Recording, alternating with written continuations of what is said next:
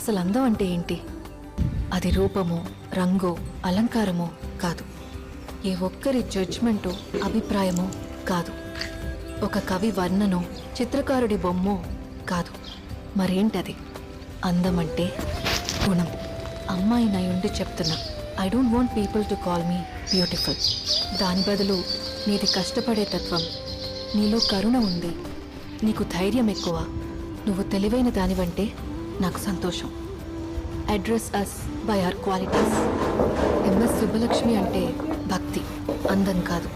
Mother Teresa అంటే కరుణ, అందం కాదు. ఐన్ ర్యాండ్ అంటే తత్వం, అందం కాదు.